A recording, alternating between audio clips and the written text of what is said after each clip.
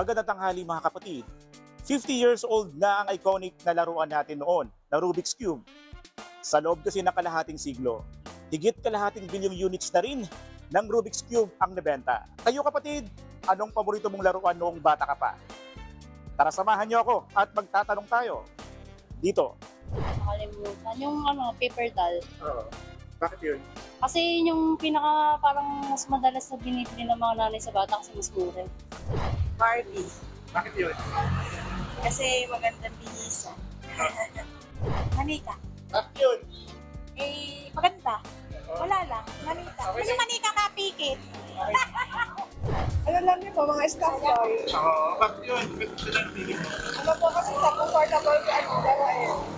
Ako ang inyong hari ng bayan, ang tunay at nag-iisang pagtanggal umay sa pananghalian.